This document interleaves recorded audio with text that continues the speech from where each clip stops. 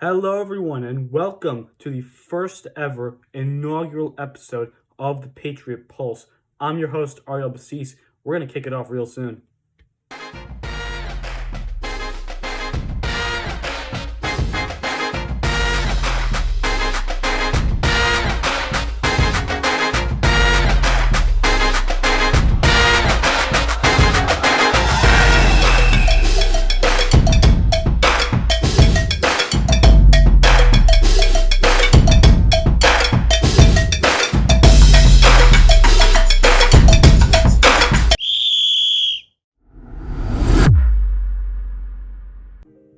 Kicking it off with our first quick hitter of the day as Ward Melville boys varsity football beat Longwood 35-21 last Friday to stay undefeated. Starting running back Joey Benedetto rushed for 42 yards and a caught touchdown. Starting QB Hudson Philbrick threw for 105 yards, 2 touchdowns with an impressive 80% on his completions.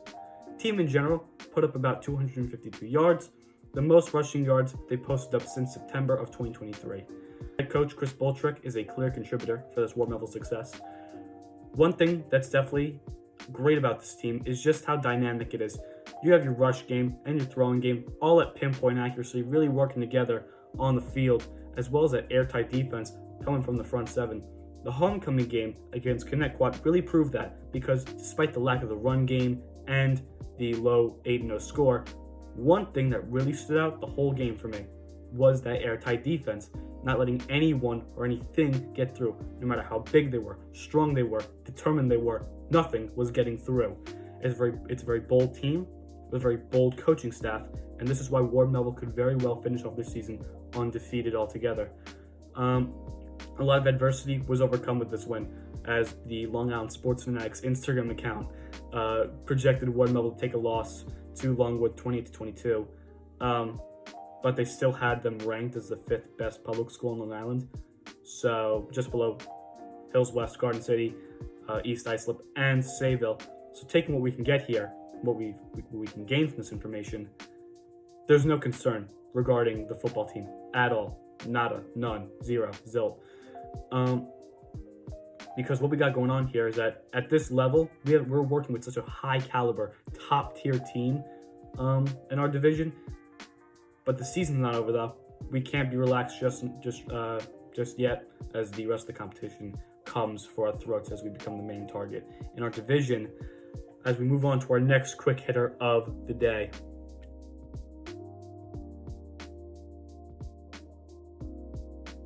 Second quick hitter of the day as Ward Melville girls soccer finishes off their season undefeated. Big congrats to them. As their last game against Walt Whitman, they blew them out 6-0. Holy. Making Ward Melville the team with the longest streak of games without a loss for a Long Island public school in girls soccer history. That's in my notes. That's impressive. Newsday Sports spoke to head coach John Dial as he said, "I think it's a pretty nice honor that we've been able to stay undefeated this many games in a row, considering how crazy soccer can be. Anything can happen, but they've been so consistent." True words spoken from a wise man.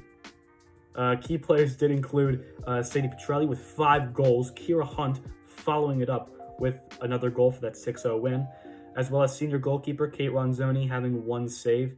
And then you got Brenna Harrigan and Ireland McGowan each bringing in 1 assist, with Cassidy Ward bringing in 2 assists to blow out Walt Whitman.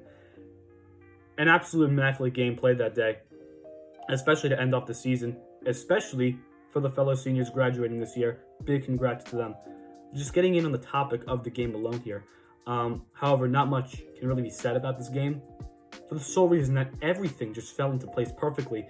I mean, the offense was just spot on, as in the case for Sadie Petrelli, with your 5 goals contributing to pretty much the entire scoreline. And then you got Kira Hunt coming in with that extra goal for the 6-0 scoreboard. It's impressive. It's amazing. The defense was pretty much impenetrable, hence the 0 points by Walt Whitman, consistently shutting down that game from them. But seriously, I mean, talk about going out with a bang for the upperclassmen, especially this season.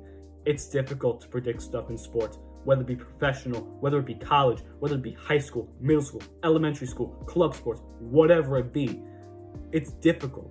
But to end off the season undefeated with this level of competition is an incredible feat on its own. And there have been some impressive news going around, professional, college, high school, most of that. And there have been some incredible news going around with Ward Melville Athletics alone.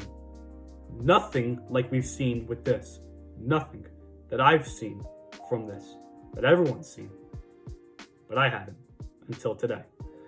Again, big congrats to all the girls on that team for their impressive game, and congrats to the seniors for ending off their season with an incredible fashion, very well deserved, as we move into our third quick hitter of the day.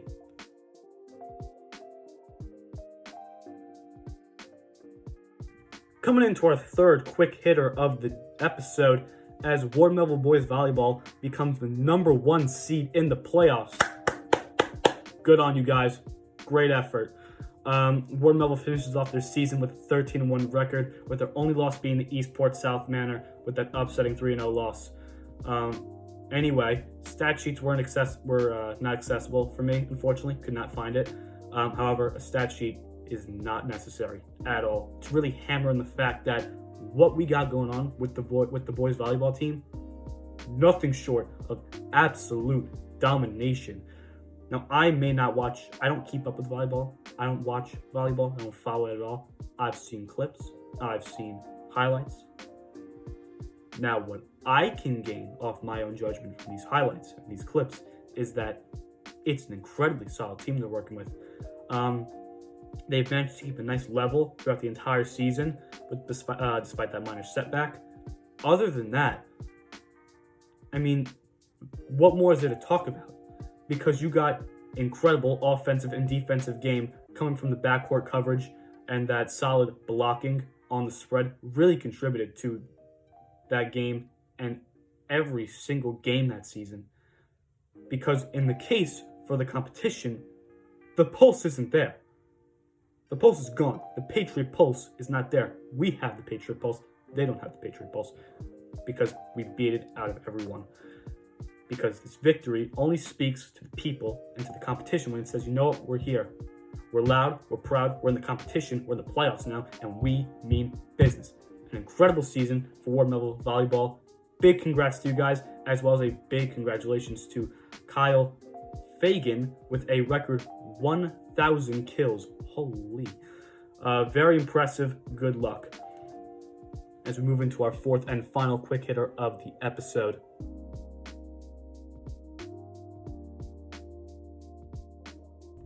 Coming in here with our fourth and final quick hitter of the episode, as the NBA season starts up once again. I am super stoked for this season.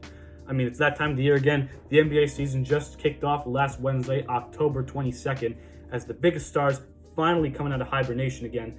It's time to finally get into the breakdown and analysis of the opening games in the 2024-25 season. As we start off with the reigning NBA champions, your Boston Celtics, as they played the New York Knicks in the TD Garden in Boston. Wasn't a very intense game. I'm very disappointed. Between the two Eastern Conference powerhouses, I expected a little bit more. As a Knicks fan, I expected more, because the Celtics proceeded to annihilate us 132-109, in which the Celtics put up 29 threes. How the hell do you do that? As a Knicks fan, high hopes coming into this game, especially with our newest acquisitions for the Knicks. You got Karl-Anthony Towns and Mikal Bridges. I was incredibly disappointed after that game. I watched the whole thing tearing up. I would expect a more intense game. I would expect a score difference that is less than 23 at least. But I must say that I watched Mikal Bridges last night, and ladies and gentlemen, I'm concerned about his shot. Every single year, since the day he was drafted, his shooting mechanics, the release point on his shot has gone higher and higher and higher. You know what? The scoring has gone lower and lower and lower since he traveled from Phoenix to Brooklyn to now Manhattan. It's ridiculous, and I'm so scared for this season, especially when it comes to Mikal Bridges and his shot. On the other hand, a player that I had my faith in would break out this season, Mr. Miles Deuce McBride. I watched him. He put on a show that night. 22 points in 25 minutes. I would expect that kind of thing from Jalen Brunson. Brunson put up 22 points, tying McBride. But I was astonished by McBride. It was amazing. Now I can see that he can finally fill the shoes of Dante DiVincenzo after he was traded to the Wolves along with Julius Randle, in which we got Cat as well.